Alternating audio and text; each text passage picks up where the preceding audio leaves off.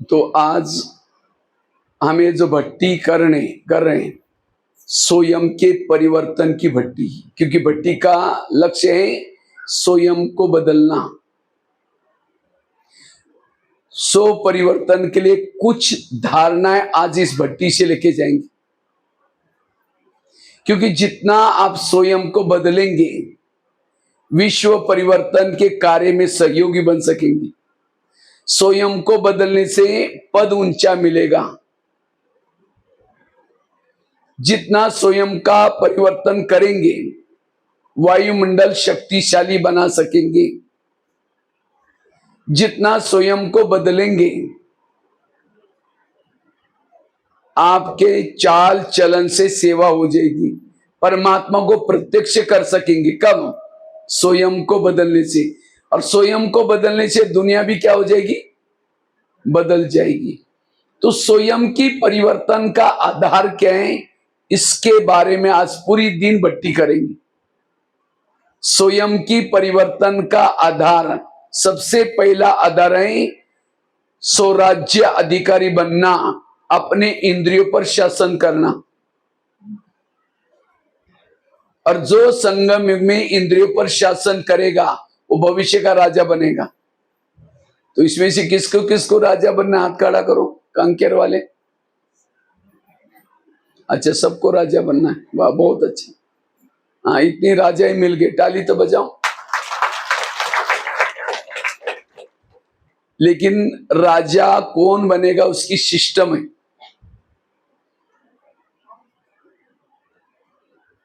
ऐसे नहीं कि हाथ खड़ा कर दिया तो राजा बन गए। जिसका इंद्रियों पर शासन है वो है भविष्य का राजा। तो हाथ खड़ा किया था हमने, तो क्या आप सभी का अपने इंद्रियों पर शासन है? हा? मन को कहा है मन तुम परमधाम में जाना, मन कहीं मार्केट में चला जाता है, तो राजा कैसे बनेंगे?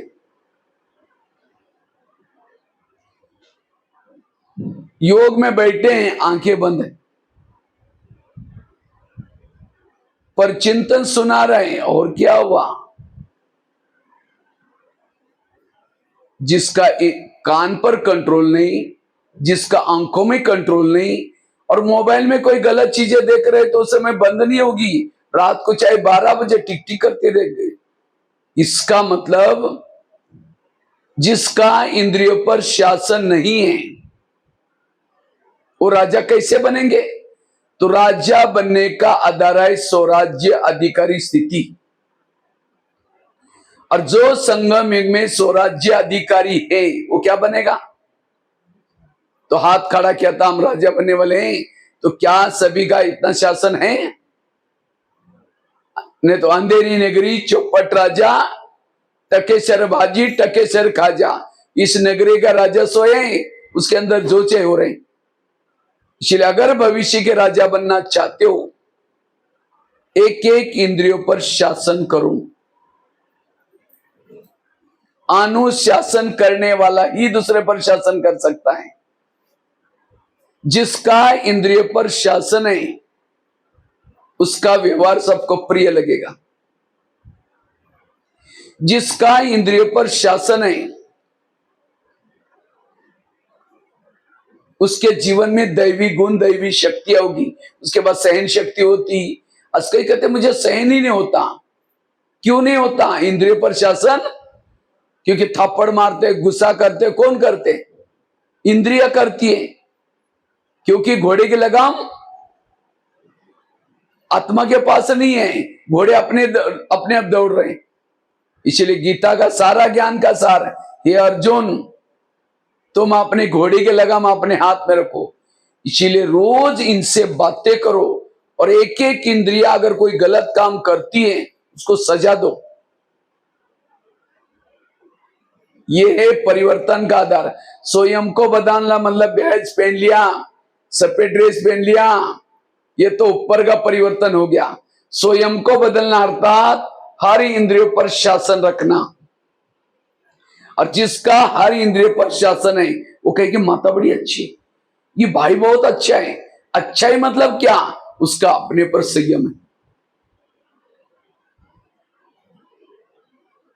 देवता बनने के लिए सबसे पहला लेसन है, जिन्होंने संगम युग में ज्ञान और योग के आधार से एक एक इंद्रिय पर शासन किया, वो देवता बनते हैं। क्योंकि जिन्होंने अपने इंद्रियों पर शासन किया, वो भविष्य में प्रजा के ऊपर शासन करेंगे, प्रकृति के ऊपर शासन करेंगे। इस दुनिया को बदलने से पहले इस दुनिया को बदलो। शरीर भी क्या है? एक दुनिया है। इस दुनिया में 70% पानी है। शरीर में भी कितना पानी है? 70% पानी है। दुनिया में 3 लोग हैं, शरीर में भी 3 लोग है, आत्म लोग। दुनिया 5 तत्वों की बनी है, शरीर भी 5 तत्वों का बना हुआ है। दुनिया में 950 करोड़ लोग रहते हैं, शरीर में भी 950 करोड़ जीवाणु सेल्स रहते हैं। ये दुनिया की सैंपल, ये दुनिया है, इसके पर शासन करो। इसलिए बाबा कहते बच्चे स्वयं को परिवर्तन करो। तो स्वयं को परिवर्तन करना मतलब क्या? बैज पहन लिया, सफेद ड्रेस पहन लिया, ऊपर का परिवर्तन हो गया। Charity begins at home.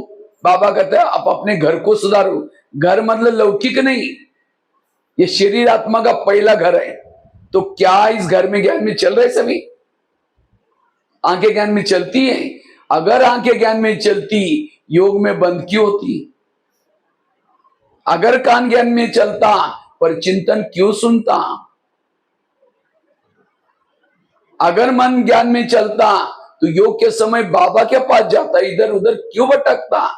तो 7 दिन का कोर्स ही नहीं इंद्रियों का करो।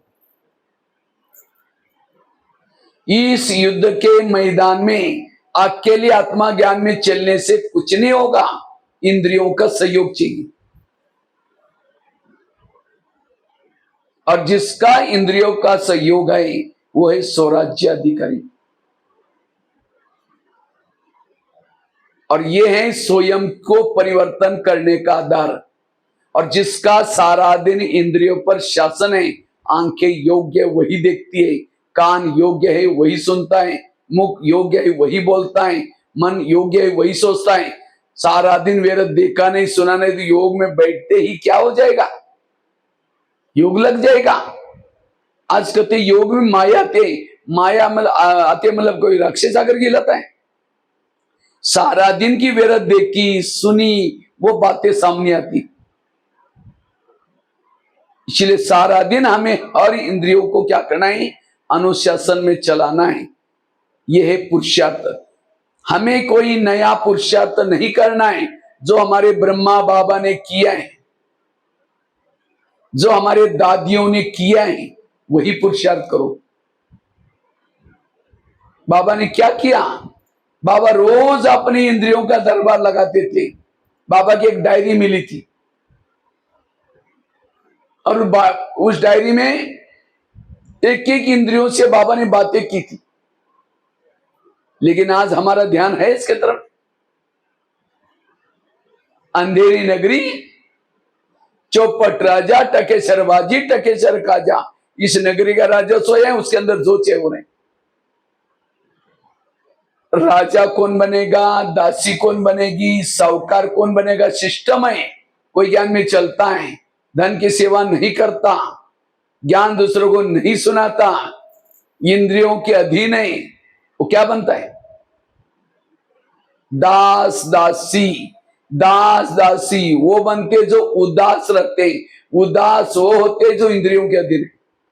भले भगवान पढ़ाता है, सत्युग में जा रहे हैं, लेकिन उसको खुशी नहीं होगी, क्योंकि उसको पता है कि मैंने आंखों से कल गलत देखा है, मुख से गलत बोला है, बुद्धि ने गलत निर्णय किया है। जिसका इंद्रियों पर कंट्रोल नहीं, उसको खुशी नहीं होगी।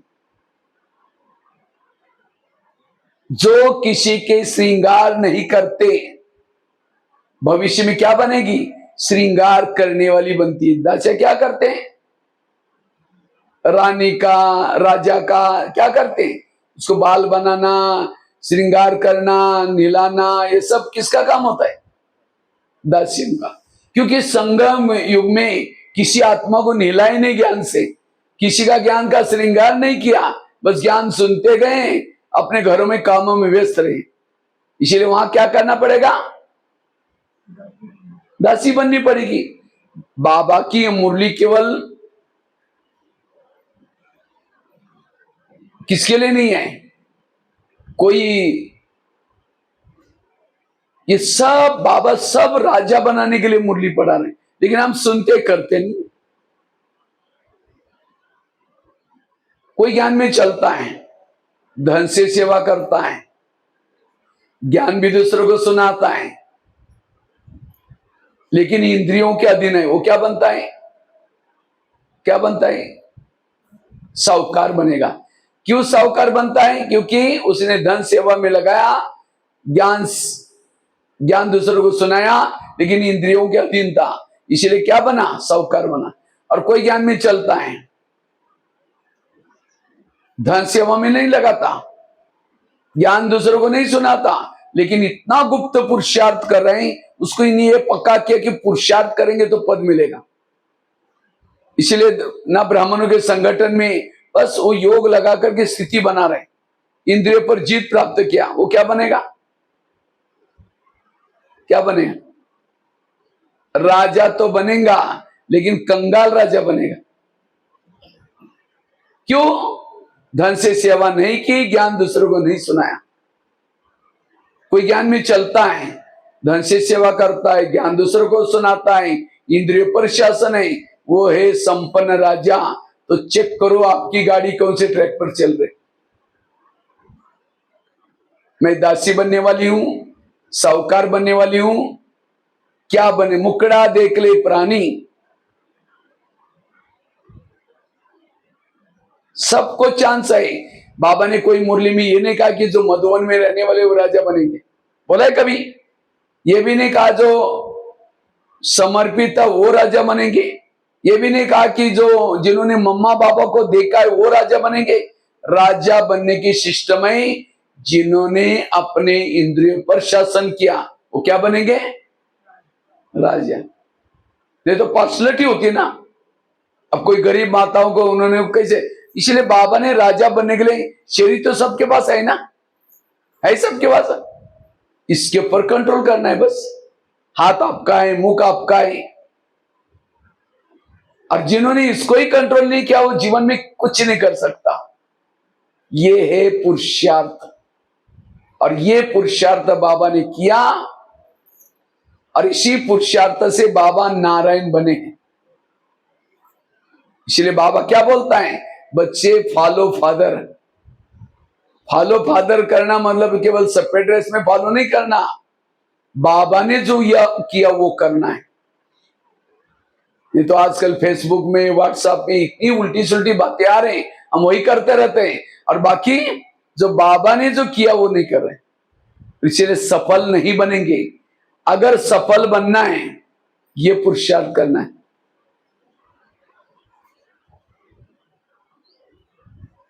जैसे पाकिस्तान के बॉर्डर पर रहने वाला कोई दुश्मन कोई इंडिया के बॉर्डर के सैनिक को मिलता है, कहता ये 500 की नोटों का बोरा लो, बोरा, लेकिन मुझे अंदर जाने दो। और उस सैनिक कहेगा अरे इतना बोरा तो मुझे कभी नहीं मिलेगा, वो लेकर के उसको अंदर भेजेगा, कितने लोगों को मारेगा। इसीलिए उस सैनिक को नोट प्रेमी नहीं, देश प्रेमी बनने की जरूरत है। इसी तरह आज हमारा शरीर भी देश है, इस बॉर्डर पर कौन कौन है, कान मुंह आंखें, लेकिन आज यही धोखा दे रहे हैं। आज माया कहीं बाहर से नहीं आती, कहां से आते हैं, इंद्रियों से दौड़ाते हैं। इसीलिए इस इंद्रियों पर शासन करो।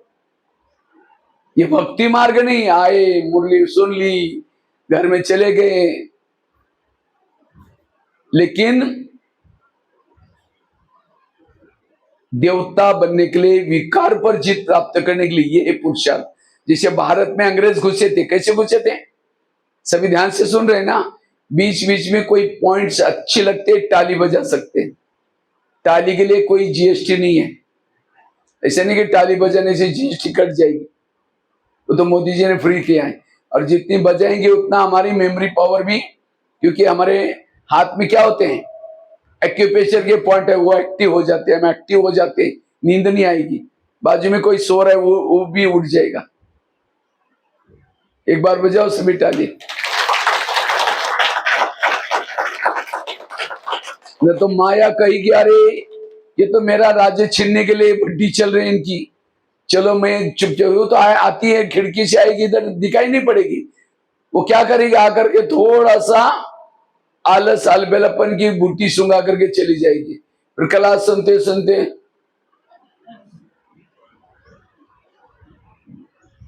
अब जिसकी आंखें बंद है उसका कान भी, अब कान बंद आंखें बंद तो क्या क्या सुना, कुछ भी नहीं सुना। बीच बीच में उठते रहेंगे, फिर देखेंगे, फिर सोते रहेंगे। इसलिए आंखों को कहो तुम ड्यूटी ठीक करो, कान को कहो तो, क्योंकि इसी समय और किसी की ड्यूटी नहीं, आंख और कान की। उनको कहोगे तुम्हारे पर मेरा विश्वास है, इसलिए तुम अच्छी तरह ड्यूटी करना। तो दोनों आंखें खुली, दोनों कान भी खुले। राजा बनने का पुरुषार्थ कैसे करना है उसका ट्रेनिंग चल रहा है। जैसे भारत में अंग्रेज घुसे थे, कैसे घुसे थे कहानी पता है ना, 15 अगस्त साहब मनाया था ना सभी ने। कैसे घुसे थे, भारत में नवाबों का शासन था, बंगाल का नवाब, बिहार का नवाब, सूरत का नवाब। अंग्रेज आए, नवाब के साथ दोस्ती की और दिल्ली के ऊपर क्या किया, अटैक किया, और भारत क्या हो गया, गुलाम। इसी तरह शरीर में हमारा एक इंडिया है और उसकी राजधानी कहाँ है, यह आत्मा राजा रहता है। लेकिन इस शरीर रूपी देश में कई नवाब है, कौन से, कान, आंख, मुख। तो माया रूपी अंग्रेज आते हैं, इन नवाबों के साथ दोस्ती करते हैं और आत्मा के ऊपर अटैक। इसीलिए अब हमें क्या करना है, एक एक इंद्रियों को एक्टिव करना है। जैसे प्रधानमंत्री दिल्ली में शांति में कब बैठेंगे, जब उसके पार्टी के सारे लोग अपनी ड्यूटी एक्यूरेट करेंगे। एक ने गलत काम किया, उनकी नींद फिर जाएगी। आत्मा शांति में भ्रुकुटी में तब बैठेगा जब हर इंद्रिया अपनी ड्यूटी एक्यूरेट करेंगी।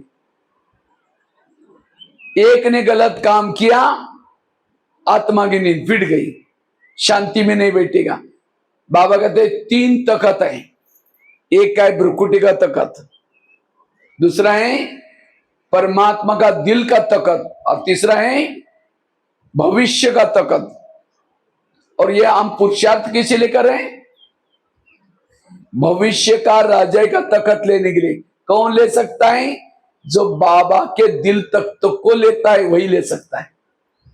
बाबा का दिल तक कौन ले सकता है, जो भ्रुकुटी के तखत पर बैठता है।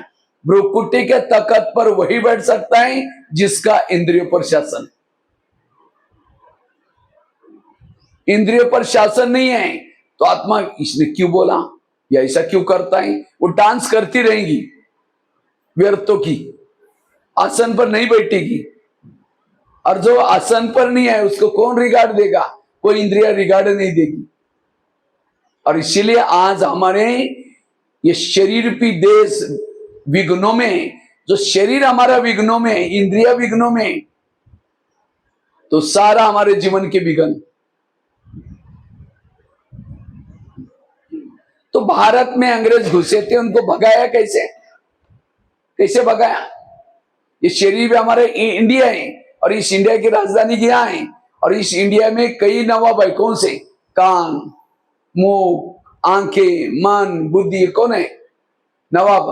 तो माया रूपे अंग्रेज आते हैं, इन नवाबों के साथ दोस्ती करते, कान के साथ दोस्ती कर दी, और क्या अंदर घुस गई। फिर मुख से वर्णन करेगा, हाँ फलन ये ऐसी करती। फिर उसके बाद आंखों की दृष्टि बदल गई, निगेटिव, मन बदल गया, बुद्धि बदल गई, वृत्ति बदल गई, आत्मा के ऊपर अटैक।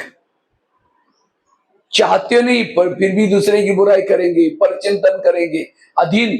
और अधीन वाला कभी अधिकारी नहीं बन सकता।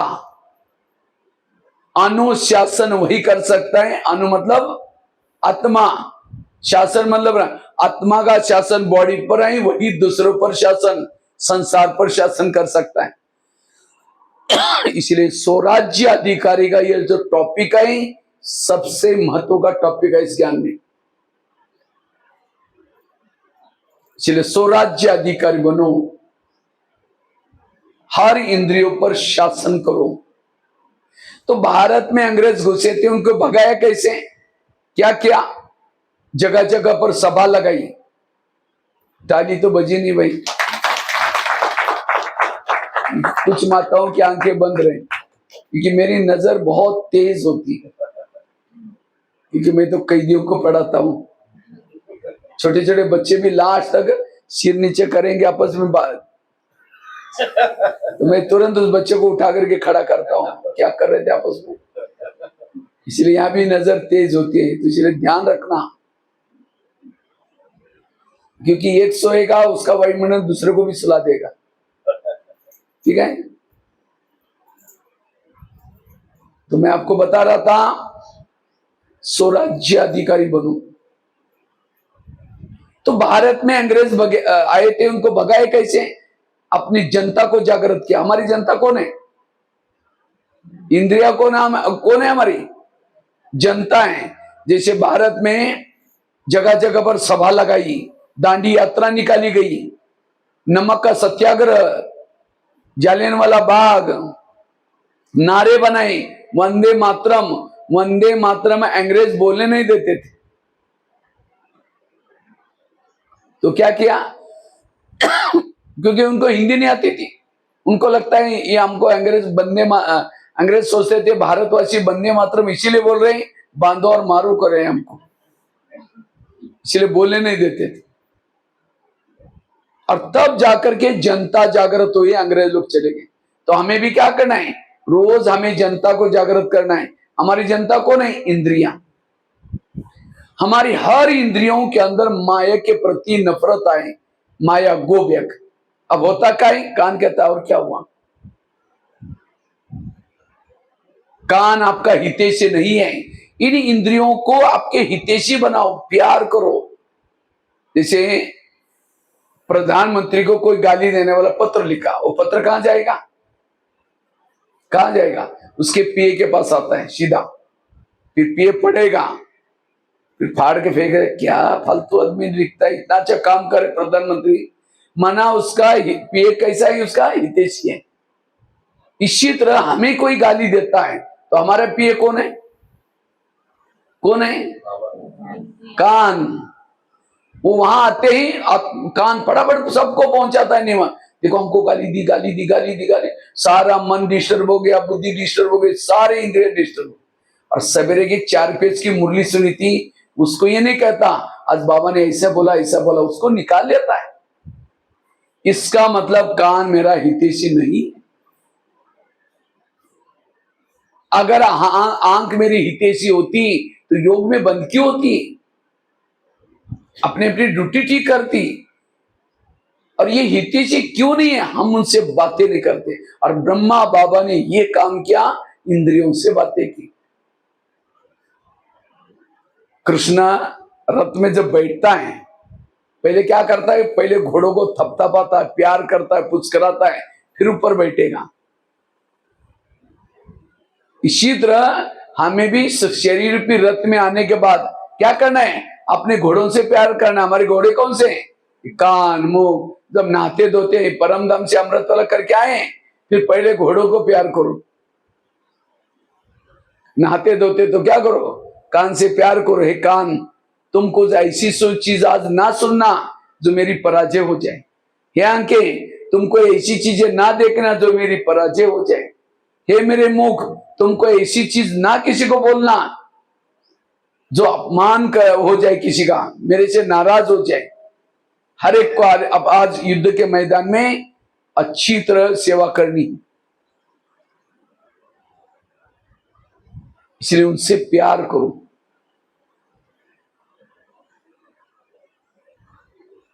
आजकल मम्मी पापा इतना बिजी हो गए, बच्चा कहां जाता है, किसके संग में जाता है, क्या देखता है, देखने का पूछने का टाइम ही नहीं। और जब बच्चा गलत काम करता है, उनकी आंखें क्या हो जाती है? खुल जाती है। इसी तरह आज हम इतने व्यस्त हो गए, मेरी आंखें क्या देख रही, मेरा मन क्या सोचता है, मेरी बुद्धि कहां जा रही, देखने का पूछने का टाइम ही नहीं। और बाबा ने रोज 1 घंटा ये टाइम निकाल करके अपना परिवर्तन किया। और जब हर इंद्रिय श्रीमत प्रमाण चलेगी, तब आपके काम, क्रोध, लोभ, ये सारे संस्कार बदल जाएंगे, क्योंकि इंद्रियों के द्वारा आते। पहले जमाने में राजा कहां रहता था? किले में, और किले के कई दरवाजे रहते थे। कोई भी जाता था, उसकी पूछताछ होती थी, कहां जा रहे, क्यों जा रहे। इसी तरह शरीर भी हमारा क्या है? एक किला है, और उस किले के कई दरवाजे, कान, मुंह, आंखें क्या है? दरवाजे हैं। लेकिन इस दरवाजे में रोकने टोकने वाला कोई है नहीं। कुछ भी अंधे बातें जा रहे, कुछ भी ये कर रहे हैं, और इसीलिए आत्मा दुखी है, परेशान है, विघ्नों में। इसलिए रोज ये दरबार लगा दो। तो हम अपने इंद्रियों का दरबार कैसे लगाए, और क्यों जरूरी है? नौका पानी के ऊपर से जाएगी तो क्या हो जाएगी? पार कराएगी। नौका के अंदर ही पानी आएगा तो क्या हो जाएगी? डुबा देगी। जो इंद्रियों को चलाता है वो पार हो जाता है, जिसको इंद्रिया चलाते वो डूब जाता है। इसलिए स्वराज्य अधिकारी बनो। स्व परिवर्तन से विश्व परिवर्तन होगा। जिसका इंद्रियों पर शासन है, वाणी में बल है, दृष्टि में बल है, उसके चाल चलन से सेवा होगी, वो आत्मा धारणा मूर्त होगी। वो है देवता। जिसका इंद्रियों पर शासन है, उसके बाद सहन शक्ति, धैर्यता, सत्यता, ईमानदारी, सारे वैल्यूज होंगे। जो इंद्रियों के अधीन है, उसके पास ईर्ष्या होगी, घृणा होगी, नफरत होगी, वैर होगा, विरोध होगा। इसलिए स्वयं को बदलना। तो हम अपनी इंद्रियों से बातें कैसे करें? रोज अमृत वेला करने के बाद क्या करो? 10 मिनट अपना दरबार लगा दो। 4:45 से लेकर के 5 बजे तक 10-15 मिनट। तो कैसे दरबार लगाना है, कैसे बातें करनी? अमृत वेला करके, क्योंकि शिव बाबा हमें मित्र के रूप में मिला हुआ है। और वो मित्र कहता है, देखो मैं तुम्हारी राजाई देना चाहता हूं। वो बाबा मेरा हमारे मित्र के रूप में मिला, और वो देखता है कि मेरा मित्र इतना अच्छा राजा था, लेकिन ये मित्र ऐसा कैसे हो गया? तब कहता है कोई बात नहीं, तुम मेरे पास अमृत वेला आओ, मैं तुमको ताकत दूंगा, बल दूंगा, और दोबारा मायासी राजाई कैसी लेनी उसकी युक्तियां दूंगा। तो अमृत वेला क्या करना है? हमें बाबा के पास जाना है, और आ करके फिर क्या करना है? सारा दिन इस इंद्रियों से शासन करना है। सबसे पहले आकर के सभी इंद्रियों को गुड मॉर्निंग बोलो, और सबसे पहले बात करो कान से। हे मेरे कान, तुम मेरे इस राज्य के शान हो। अगर तुम ना होते मैं ईश्वरी महावाक्य कैसे सुनता? मेरा तुम्हारे पर बहुत विश्वास है, इसलिए मैंने तुमको बॉर्डर पर रखा है। कान का है बॉर्डर पर। लेकिन हे कान, मैंने तो तुमको विश्वास के साथ बॉर्डर पर रखा है, लेकिन आजकल तुम मुझे धोखा दे रहे। मुझे तो पता नहीं था। आज सवेरे मैं परम हितेशी शिव बाबा के पास गया था अमृतवेला। शिव बाबा ने तुम्हारे लिए कुछ इशारे दिए। तुम मेरा खाते हो, मेरे राजाई में रहते हो, और मुझे धोखा देते हो। आज तक जो हुआ कोई बात नहीं, लेकिन आज से तुम्हें कोई भी प्रकार की व्यर्थ बातें नहीं सुननी।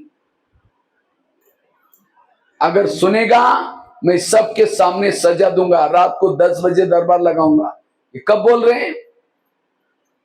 सवेरे 4:45 बजे। और ये भी नहीं समझना मुझे कुछ पता ही नहीं चलता तुमने क्या क्या सुना है, क्योंकि मैंने शरीर रूपी किले के चारों तरफ से गुप्त कैमरे, शीशी कैमरे के प्रबंध किए। ताली तो बजाओ, बोलना पड़ता है। कैमरे नहीं लगे सभी के, ये सेंटर पर नहीं, आपके वहां भी कैमरा है। बुद्धि रूपी नेत्र, पता नहीं राइट क्या है, रॉन्ग क्या है, क्या हो रहा है, क्या सब जानते हैं। इसलिए मेरा तीसरा नेत्र खुला है। तो इसलिए हे बुद्धि, हे कान, अगर तुमने कुछ व्यर्थ सुना, मैं रात को सोने के पहले दरबार लगाऊंगा और उसमें तुमको सजा दूंगा। आगे चलो, मुख के पास, हे मुख, तुम भी मेरे इस राज्य के शान हो। अगर तुम ना होते मैं दूसरों को ज्ञान सुना करके दुआएं कैसे लेता। लेकिन कभी कभी तुम पर चिंतन करते हो, किसी का अपमान करते हो कि इसीलिए तो मैंने तुमको रखा है। अगर तुम किसी का अपमान करोगे मैं तुमको सजा दूंगा। आगे चलो, आंखों के पास, ये आंखें, मुझे 84 जन्म में बहुत आंखें मिली ना, हर जन्म में दो दो दो दो कितनी आंखें मिली, लेकिन तुम्हारे जैसे भाग्यशाली आंखें कोई नहीं मिली। चाहे सत्यु की आंखें थी, बड़ी सुंदर थी, लेकिन वो भाग्यशाली नहीं थी। क्यों? आंखों से बात करो, क्योंकि हे आंखें, तुम्हारे द्वारा मैंने सत्यम शिवम सुंदरम को देखा है। इस आंखों से बाबा को देखा है ना मधुबन में। किसने किसने देखा? हाथ खड़ा करो। अच्छा, सभी ने देखा है। तो बात करो कान से, आंखों से। तुमने उस सत्यम सुंदरम शरीर परमात्मा को देखा है, बाबा को देखा है, जिसको देखने के लिए दुनिया की आंखें तरस रहे। कितने भटक रहे मंदिरों में, कहां भगवान मिलेगा। लेकिन हे आंखें, तुमने उस पिता सत्यम शिवम सुंदरम को घंटों तक 4 घंटा बाबा बैठा है डायमंड वाली, और एक बार भी नहीं, 5-5, 6-6 बार मिलके आए हो। लोग तो साक्षात्कार करने के लिए तरस रहे, तुमने साक्षात देखा। साक्षात्कार और साक्षात में बड़ा फर्क है। साक्षात देखा है तो क्या प्रभु को देखने में तुम्हारा पेट नहीं भरा? तुम इस संसार की गंदी बातें, व्यर्थ बातें क्यों देखते हो? अगर देखेगा मैं तुमको सजा दूंगा। आगे चलो, पांव के पास, हे मेरे पांव, तुम भी मेरे इस राज्य के शान हो। अगर तुम ना होते मैं सेवा करने के लिए कैसे जाता? सेवा की मुख ने भाषण किया। आदि दुआ किसको मिली? पांव को। हाथ ने कर्मना सेवा की, आदि दुआ किसको मिली? पांव को। क्यों? पांव क्या करता है? घुटने के ऊपर पूरा शरीर को उठा के लेके आता है। इसीलिए कोई भी व्यक्ति घर में आता है, क्या छूते? चरण। हे चरण, तुम्हारा धन्यवाद, इस व्यक्ति को हमारे घर में लाया। लेकिन कभी कभी चरण से बात करो, हे चरण, तुम कभी कभी परचिंतन करने के लिए भी लेके जाते हो। परचिंतन किया मुख ने, आधा पाप किसके पर चढ़ा? पांव के पर। फिल्म देखी आंखों ने, लेकिन आधा पाप किसके पर चढ़ा? अगर पांव कहता नहीं नहीं मुझे परिचिंतन करने के लिए नहीं जाना, हे मुख तुमको जाना है तो जाओ, तो मुख कहेगा ठीक है, तुम नहीं आएगा मेरा काम रुकेगा, मैं जा रहा हूं। अकेला निकल करके जाएगा? हाँ? पांव नहीं जाएगा तो जाएगा ही नहीं। तो इसलिए हे पांव, तुम ही मिले रहते हो। इसलिए आज से तुम्हें कोई गलत कार्य में सहयोगी बनेगा, मैं तुमको सजा दूंगा। ये है राजा। असगई माता कहते मेरे को मेरे बच्चे मानती, मेरा बच्चे कोई मुझे रिगार्ड रिस्पेक्ट, जिसकी इंद्रिया रिगार्ड रिस्पेक्ट आत्मा को नहीं देगी उसको कौन देगा? इसलिए घर को सुधारो। पहले ये आत्मा, हर इंद्रिया अपनी ड्यूटी एक्यूरेट करे, और तब जाकर के आपके अंदर परिवर्तन आएगा। ये है 100 परिवर्तन का पुरुषार्थ। एक एक इंद्रिया के अंदर आत्मा के प्रति रिगार्ड रिस्पेक्ट चाहिए, उसका कहना मानना चाहिए। अब यही नहीं मान रहे घर के, कौन मानने वाला दूसरा? आगे चलो, मन के पास, हे मन, तुम में मेरे इस राज्य के शान हो। अगर तुम ना होते मैं ईश्वरी ज्ञान का चिंतन मंथन कैसे करता? लेकिन कभी कभी तुम व्यर्थों का भी चिंतन करते हो। अगर करेगा मैं तुमको सजा दूंगा। आगे चलो, बुद्धि के पास, हे बुद्धि, मैंने सभी इंद्रियों में से चुन करके तुमको मंत्री बनाया। बुद्धि कौन है? कौन सा मंत्री? मंत्री तो बहुत होते ना, व्यापार मंत्री, अर्थ मंत्री, क्या क्या हो, बुद्धि है गृह मंत्री, होम मिनिस्टर। पूरा शरीर का कारोबार किसके पास है? क्योंकि मन में विचार आया, चलो मुझे फिल्म देखने के लिए जाना है, तो मन की फाइल कहां जाती है? बुद्धि के पास। फिर बुद्धि कहते हैं हाँ ठीक है जाओ। अब जाओ बोलते ही निर्णय किया, पांव चले गए, आंखें चली गई, कान चला गया, मुख, सारी इंद्रिया चली गई। किसने निर्णय दिया? तो ये सारे पाप का जड़ कौन है? बुद्धि। इसलिए एकांत में अपनी बुद्धि से बातें करो, हे बुद्धि, मैंने सभी इंद्रियों में से चुन करके तुमको मंत्री बनाया। अब मुझे लगा तो मेरा कारोबार अच्छा चलेगा, लेकिन तुमने तो मेरे साथ विश्वासघात किए। तुमने ऐसे निर्णय लिया जो मेरी पूरी राजाई चली गई। इसलिए हे बुद्धि, आज तक जो हुआ कोई बात नहीं, लेकिन आगे से तुम्हें कोई भी गलत निर्णय नहीं लेना। जो निर्णय लेना है श्रीमत के आधार से लेना है।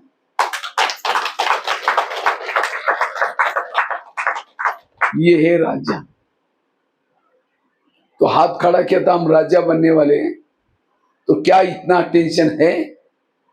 जिन्होंने हाथ भी किया था, मैं देख रहा हूं उनकी आंखें तो बंद हैं? बाकी और इंद्रियों से पता नहीं क्या क्या करते हैं। इसलिए केवल हाथ खड़ा करने से नहीं होगा, लेकिन ये पुरुषार्थ करो, क्योंकि आगे कितना समय मिलने वाला कोई भरोसा नहीं है। कोई ज्ञान में चलता है 10 साल 20 साल चांस मिला ज्ञान में चलने का, लेकिन 10 साल तक इंद्रियों के अधीन रहा। कोई ऐसी मुरली सुनी, एक्टिव हो गया, इंद्रिय पर शासन किया 10 साल तक, तो सतयुग त्रेता का राजा नहीं बनेगा, द्वापर कलयुग में राजा बनेगा। क्योंकि संगम युग का आधा समय व्यर्थ गवाया था। इतना बड़ा गहरा संगम युग का हिसाब है। समझो कईयों को 20 साल मिला, शुरू में तीव्र पुरुषार्थ किया, इंद्रियों पर शासन किया, कोई ऐसी माया आई, इंद्रियों के अधीन हो गया। तो सतयुग त्रेता का राजा, द्वापर कलयुग में दास दासी। अगर पूरा आपको हर जन्म में राजा का पद प्राप्त करना है, तो संगम युग में हर दिन इस इंद्रियों पर शासन करने का पुरुषार्थ करो। हर दिन मेरा इंद्रिय पर शासन चाहिए। हर इंद्रिया आत्मा के लिए जी हुजूर। हर इंद्रिया जो योग्य सुनना, योग्य बोलना, योग्य देखना, वो है राजा। तो ये हो गया सवेरे का दरबार। फिर रात को सोने के पहले फिर दरबार लगा दो। कितना बजे? 10 बजे। सबसे पहले बात करो कान से। कान सारा दिन तुम्हारा चाट कैसा रहा? तुम्हारा बहुत बहुत धन्यवाद। 7 बजे तुम्हारे द्वारा मुरली सुनी थी, लेकिन 12 बजे कोई माता जी आई थी, किसी का परिचिंतन सुना रही थी, तुमने बड़ा नजदीक जाकर सुना था, और क्या हुआ? तुमको तो मना किया था, तो भी तुमने सुना। इसीलिए तुम्हारे लिए सजा कौन सी? सजा मतलब कैंची लेकर के टटक टक काट करके फेंको नहीं, तुम जा यहां से, मेरा नहीं मानता, ये सजा नहीं दो। कौन सी सजा दो? दोबारा उसको मुरली सुनाओ। क्योंकि जिस कान में ज्ञान भरपूर है, कभी परिचिंतन सुनेगा ही नहीं।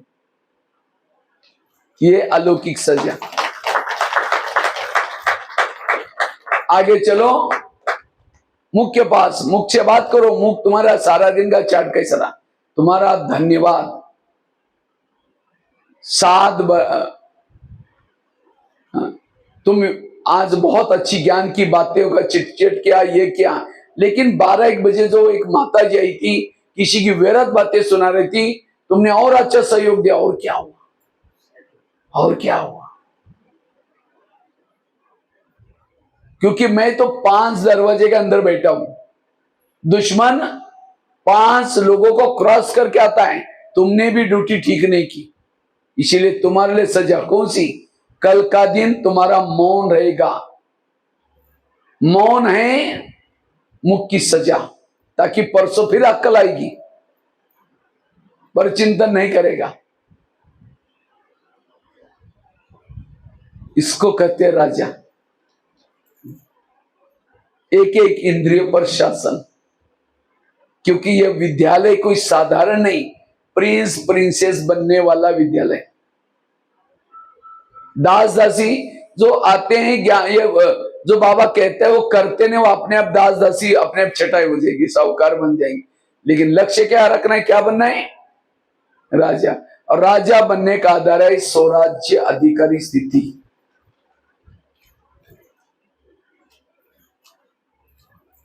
तो चेक करो, मैं राजा बनने वाला हूं आज तक के पुरुषार्थ अनुसार। मुकड़ा देख ले प्राणी, इसलिए भविष्य के लिए फिर से हमें एक एक इसके ऊपर अटेंशन देना है। इसलिए बाबा कभी कहते ना, बच्चे स्वयं को निर्विघ्न बनाओ, अपने परिवार को निर्विघ्न बनाओ, सेंटर को निर्विघ्न बनाओ। निर्विघ्न बनने का आधार है स्वराज्य अधिकारी स्थिति। लेकिन राजा किसको कहा जाता है? राजा किसको? राजाओं की कुछ निशानी होती है। राजा की पहली निशानी है जिसका राजा जिस शहर में रहता है सब लोग उसको कहना मानते हैं। अगर राजा की कोई बात टालता है उसको राजा उसको फांसी देता है। तो क्या आप अपने इंद्रियों को शिक्षा सावधान देते हैं? सामने से कोई आ रहा है, मन कहता है बेकार है, ये अच्छा व्यक्ति नहीं है, आत्मा चुपचाप सुन रहे, इसको कहेंगे धृतराष्ट्र। धृतराष्ट्र में पता है कि मेरे अंदर सब गलत हो रहे हैं, तो भी कंट्रोलिंग पावर नहीं, रूलिंग पावर नहीं। तो कंट्रोलिंग पावर, रूलिंग पावर अपने बॉडी को ऊपर यूज करो। ये है परिवर्तन का आधार। तुरंत मन से बात करो। ये मन जिसको कहता है मीठे बच्चे बाबा, और तुम उसके लिए बेकार बोल रहे हैं, खबरदार अगर किसी के बारे में निगेटिव सोचो। हर इंद्रियों को तुरंत उसको क्या करना है? सावधान करना है। इसलिए रोज दरबार।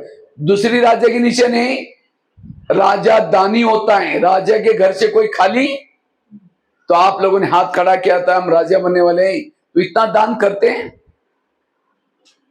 करते हैं। यहां से रायपुर जा रहे बस में, बाजू में कोई बैठा, एक शब्द भी नहीं सुनाया। कंजूस, कंजूस राजा। आज कितना आपके पास खजाना है। पड़ोसनी रोज घंटी बजा करके कहते हैं देवी आओ मुझे दर्शन दो, हनुमान आओ मुझे दर्शन दो। देवी एक शब्द भी इसको नहीं सुनाती, कंजूस है। कई कहते कोई सुनता ही नहीं। अगर नहीं सुनता इसका मतलब आपके पास पावर नहीं है, ताकत नहीं है।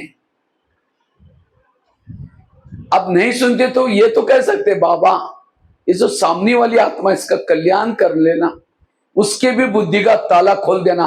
ये शुभ भावना छोड़ दो, अपने आप एक दिन 2 महीना 4 महीना 6 महीना छोड़ते रहो, एक दिन उस शुभ भावना पहुंचेगी और उसको घायल कर देगी, परिवर्तन होगा। मनसा से करो दान, वाचा से करो, कर्मना से कभी आप अपना चित्र बनाओ सत्युग का। सत्युग का आप राज्य कैसा चाहते हो? सत्युग में आप अपना राज्य कैसा चाहते हो? जन्म कैसा चाहते हो? शरीर अच्छा चाहिए, ये सड़ा गला बीमार कैसा शरीर चाहिए? हाँ, ये माता जी सबसे लास्ट में बैठ जाए तो अच्छा है।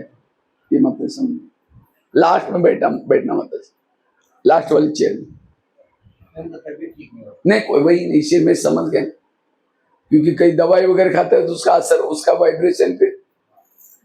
लास्ट में बैठना माता जी। तो इसलिए उस चेयर को दूसरी भरो कोई। इसलिए हमें क्या करना है? हाँ, रोज दान करना है। मैं आपको बता रहा था चित्र बनाओ। कैसा चित्र? सत्युग में अगर आपको तन अच्छा चाहिए, तन से सेवा करो, टाइम निकाल करके यहां आओ, झाड़ू पोछा करो। जो तन सेवा में लगाता है उसको तन कैसे मिलेगा? अच्छा मिलेगा। कभी मधुवन में आओ, वहां यज्ञ की सेवा करो। हमारे पास किचन में भाइयों की जरूरत है। जब भी आते मेरे बहनों से नंबर ले लेना, ठीक है? जब भी फोन करके आना, क्योंकि भाई आएंगे तो खाना बनाना सीखेंगे, तो सत्युग में जाएंगे तो लक्ष्मी खुश हो जाएगी फिर आपकी। हाँ, या क्योंकि अभी तो भाई का जन्म है, अगले जन्म में क्या बनना हो सकता है सत्युग में कोई जन्म लक्ष्मी का लेना पड़ेगा। अब नारायण कहेगा मेरे लिए खाना बना, कहते मैं तो जानती नहीं। वो कहेगा अरे बाबा ने सिखाया नहीं। इसलिए हर कला आनी चाहिए। तन से सेवा करो, धन से सेवा करो। अगर धन है, धन सेवा में लगाओ। अभी ऐसे ऐसे बैठे, देखो भाई यहाँ बैठा उधर मेरे को तिरछा देखना पड़ रहा है, तो अगली बार क्या करो, एक बढ़िया सा सेंटर बना दो सभी मिलकर के। ये सभी मिलकर के बनाएंगे। आपसे भी आगे गए वो वाले में देखा, वो कौन सा सेंटर, पकांजूर क्या? हाँ, पकांजूर वाले देखो कितना बढ़िया सेंटर बना दिया। अब सभी ने नहीं मिला है तो एक भाई निमित्त बन गया। उसको हर जन्म में बाबा क्या करेंगे, कितना बड़े मकान देगा। तो आप भी क्या करो, आपका नया मकान बनाना है तो क्या करो, वहां नीचे अपना ले लो, बाबा को ऊपर दे दो, अपने सिर पर बिठा दो बाबा को। देखो भाई ने कितना अच्छा काम किया है, सिर पर बाबा को बिठाए। इसलिए जो घर सेवा में लगाता है उसको कोई जन्म में घर की कमी नहीं पड़ेगी। जो धन लगाता है उसको धन से कोई कमी नहीं पड़ेगी। जितना दूसरों को ज्ञान सुनाता है उसकी बुद्धि शार्प होगी, होशियार होगा। जो करेंगे वही मिलेगा। कई को क्या लगता है ब्रह्मा कुमारी में आए हमें सब मिलने वाला है, गलत फहमी। एक बहुत ही शादी से पहले दान पुण्य करती है, लेकिन जब शादी हो गई दान पुण्य नहीं करती। उसकी शादी सेठ जी के घर में हुई थी। वो थे सेठ जी लेकिन कंजूस थे, कभी भी दान पुण्य नहीं करते। तो एक दिन वो महल के बाहर बैठे थे, सास ससुर ये सब लोग आए थे, बैठे थे वो भी। तो इतने में एक सन्यासी आया, कहते मुझे भिक्षा चाहिए। तो बहू क्या बोलते, मैं बासी खाती हूँ और भूखी सोती हूँ, तुमको कहां से दूं? अब सास को तो बड़ा गुस्सा आया, लेकिन सन्यासी था इसलिए कुछ नहीं बोला। दोबारा कहा कि मुझे भिक्षा चाहिए। कहते सुना नहीं तुमने, मैं खुद बासी खाती और भूखी सोती हूँ। सन्यासी चला गया। सास उठी, बहू को 2 थप्पड़ लगा दे जोर। कहते तुमने मेरा नाम बदनाम किया, कब भूखा सुलाया? कहते रोज मैं भूखी सोती हूँ। आज मेरी शादी शेठ जी के घर में हुई है, ये मेरे पिछले जन्मों के पुण्य का फल है, मुझे इतना अच्छा घर मिला। तो कौन सा खा रहे हैं? बासी खा रहे, पिछले जन्म का खा रहे हैं। अच्छा अच्छा ठीक है, लेकिन भूखा कब सुनाया?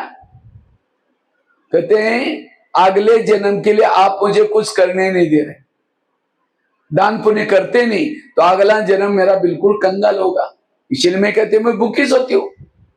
अच्छा, उसको समझ में आई बात तो सही है। ठीक है, कहते को घोड़े के लिए तो चने पेश दिया करो। अब उसको लगता है चने दूंगी तो क्या मिलेगा, बोरा का बोरा चना मिलेगा, और चने लेके मैं क्या करूंगी? इसी तरह कई हम बासी खा करके भूखा तो नहीं सो रहे।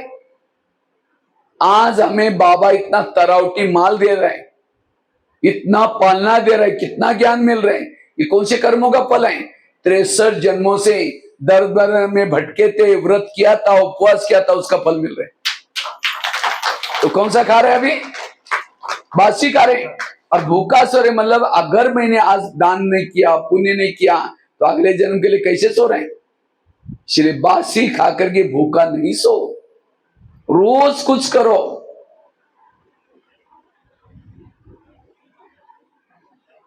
अब याद रखना, अभी आजकल तो बाबा की प्रत्यक्षता बड़ी तेजी से हो रही। अभी भी गीता का भगवान के ऊपर मधुवन में महासम्मेलन हुआ, काफी सारे संतों ने भी लग रहे गीता कृष्ण ने नहीं दी, परमात्मा शिव ने दी। अभी लोग मान रहे। आजकल देखो बड़े बड़े लोग भी ज्ञान में चल रहे। द्रौपदी मुर्मू भारत के राष्ट्रपति, देखो अब डेली बाबा का बच्चे ज्ञान सुन रहे, संसद में बाबा की मुरली चलती, खाना भी वो शुद्ध खाते।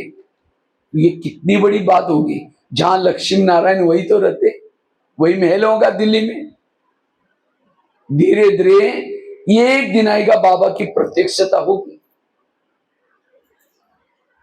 उस समय बाबा को लोग कहेंगे हमारे जमीन ले लो, हमारा प्लॉट ले लो, हमारे, उस समय मधुबन से डायरेक्शन आएगा, किसी का कुछ नहीं चाहिए। जैसे 1500 की नोटा बंद होगी, उस समय सभी भाई बहने फटाफट ला करके भंडारे में डालना शुरू किया ताकि सफल हो जाए, बाबा इसका देगा। वो ले सकते थे, ले करके बदल सकते थे, क्योंकि 3 महीना तक बैंकों ने ये किया था कि आप 1000 की 500 की नोटा बदल करके दूसरी ले सकते। तो सेंटर वालों ने लिया नहीं, मधुबन से डायरेक्शन क्या आया, लिखा था भंडारी पर, कृपया 1000 के 500 की नोटा भंडारी में ना डाले। और पहले डालने के लिए बोलते तो हाथ थर-थर कांपता था, डाल लो ना डाल लो 1000 की 500 की। और जब बंद हो गए तो ला करके भंडार डालना शुरू किया। जब नोटा बंद हो गई थी तो मैं एक दिन स्टोर में बैठा था, तो एक आसाम की माता जी आई, एक बॉक्स लेके आई, कहते भैया हमने चाय पत्ती लाया, क्योंकि आसाम में चाय पत्ती बहुत होती है।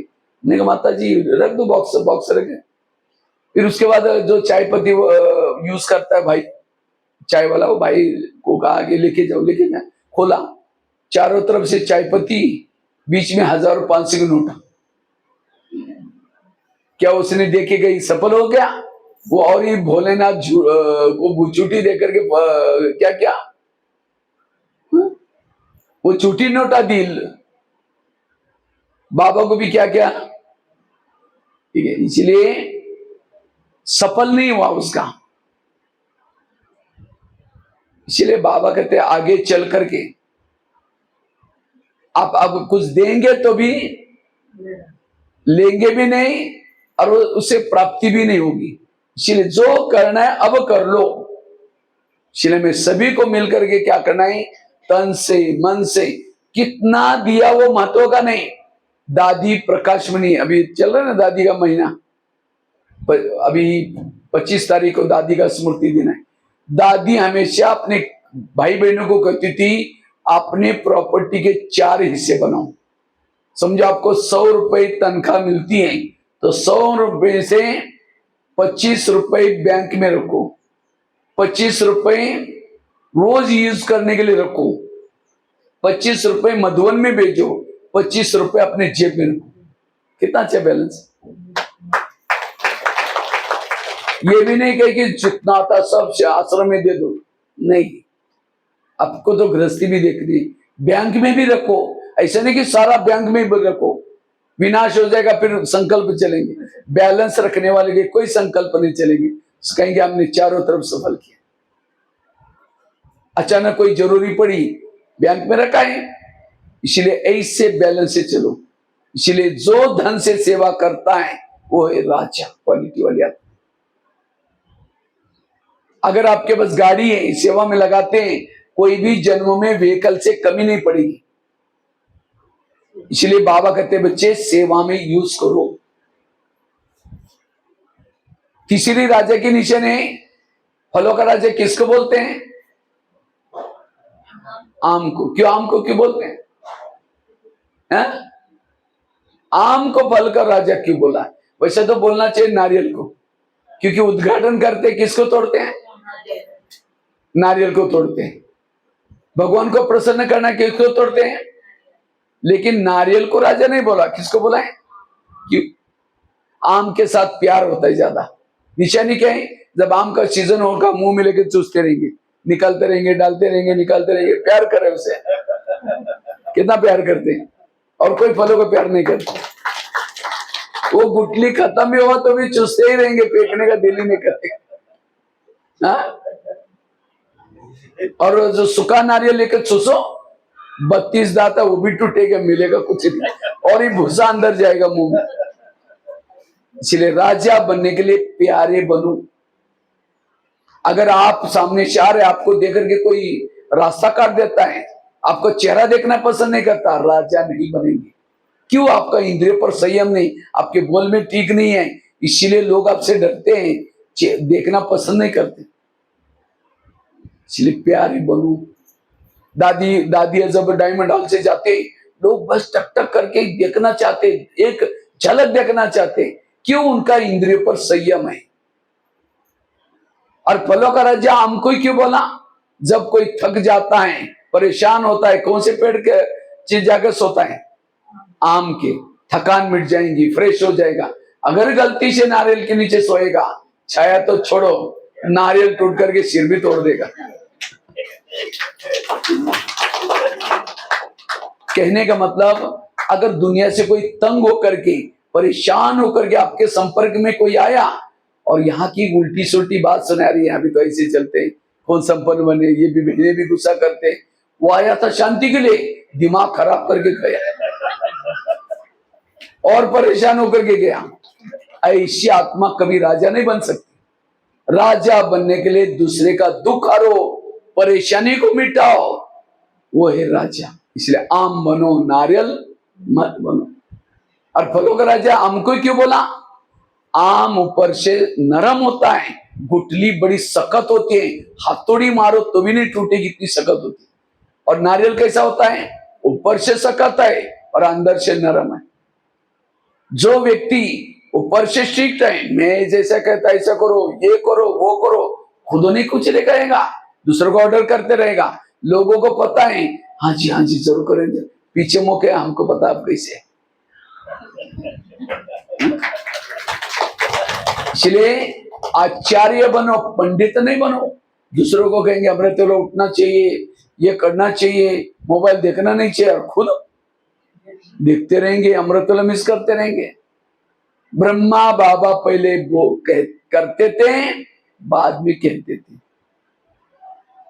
इसलिए वो है राजा, जिसका आचरण में वो बातें हैं, वो है राजा।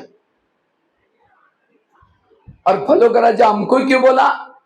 क्योंकि फल लगता है तो क्या होता है?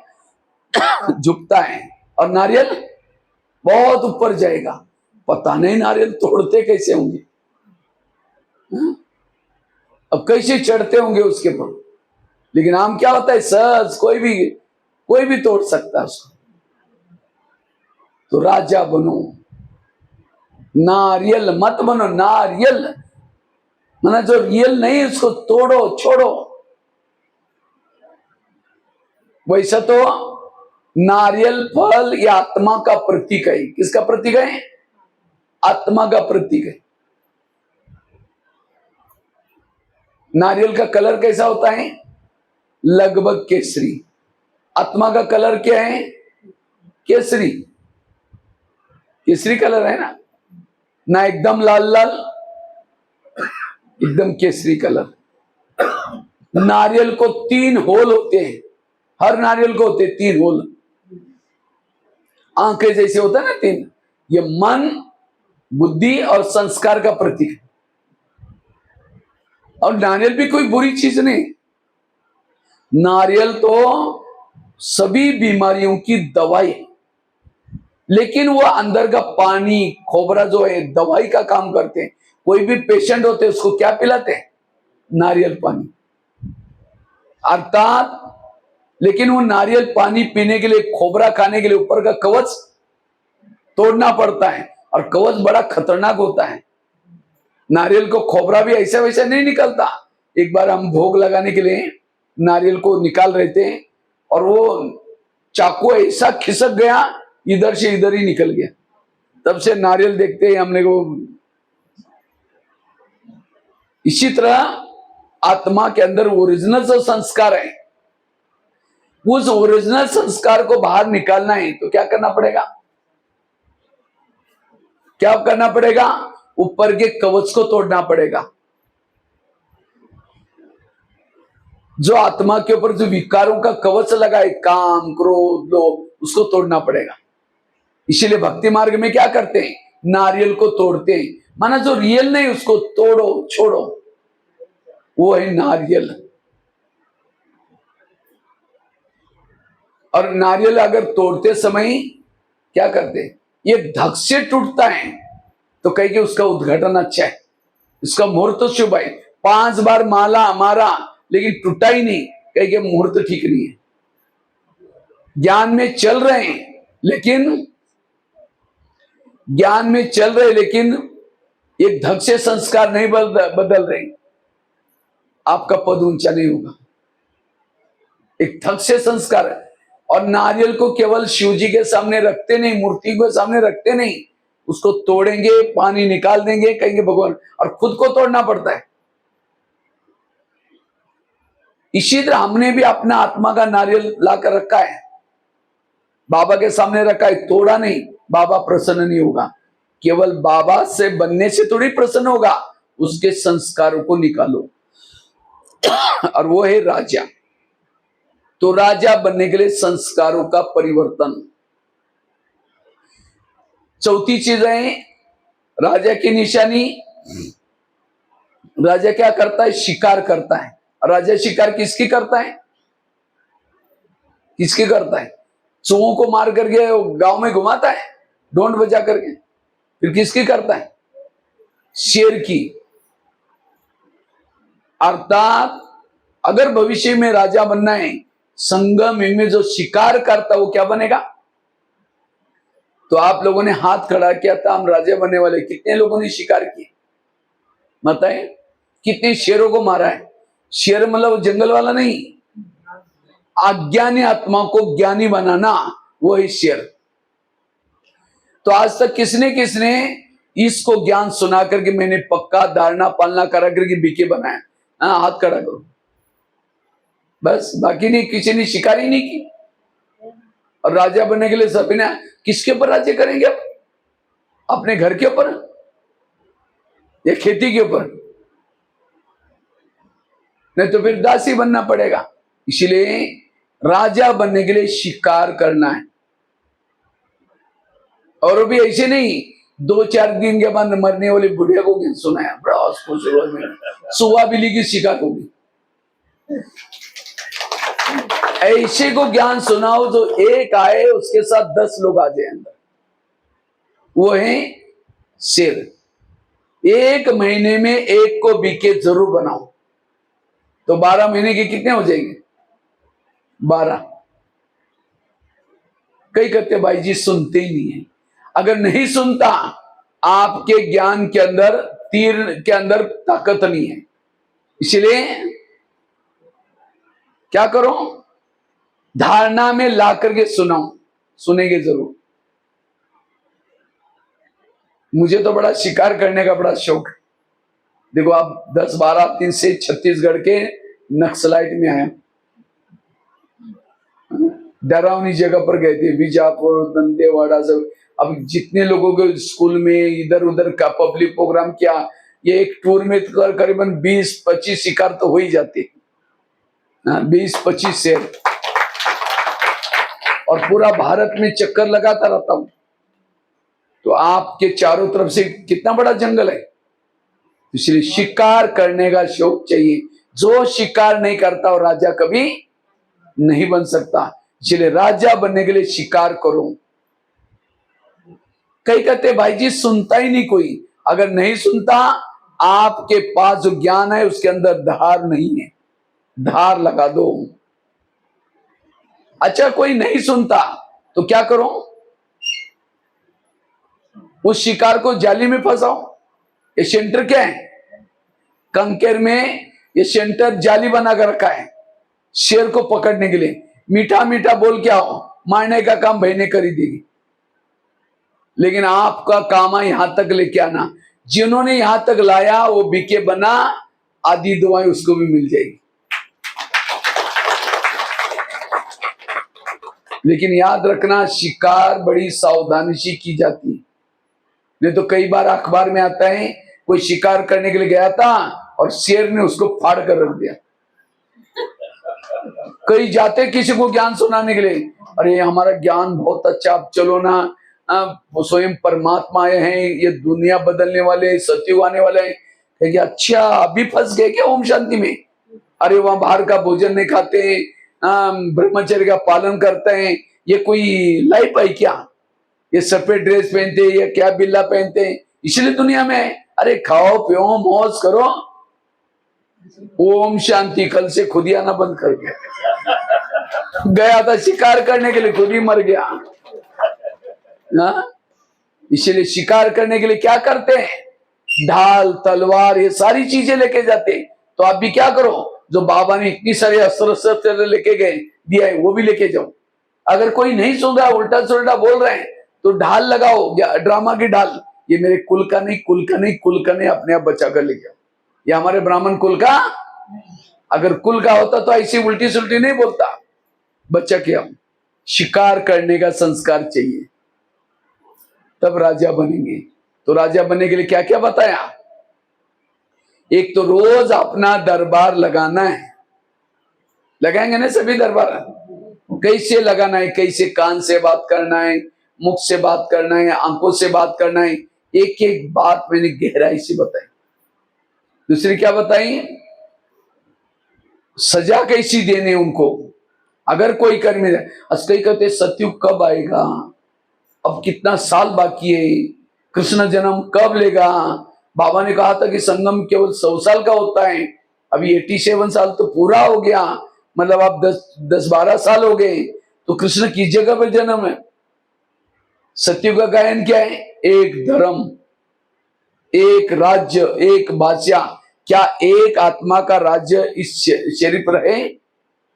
एक धारणा, ये है मत। अगर इसमें सतयुग नहीं बना तो बाहर कहां बनेगा? पहले इसमें बनाओ। आंखें नहीं सुन रही है, कहां सतयुग आएगा? आएगा, लेकिन आप उसमें नहीं जा सकेंगे। इसलिए मुझे अगर सतयुग में जाना है, मुझे शरीर के पश्चात ये है स्वयं का परिवर्तन करना, और स्वयं के परिवर्तन से विश्व अपने आप बदल जाएगा। ये है पुरुषार्थ। इसलिए राजा बनने के लिए क्या क्या बताया? दान के संस्कार चाहिए, साथ में आम के संस्कार चाहिए, और क्या बताया? शिकार करने के संस्कार चाहिए, तब आप राजा बनेंगे। यह है परिवर्तन का आधार। ठीक है। ओम शांति।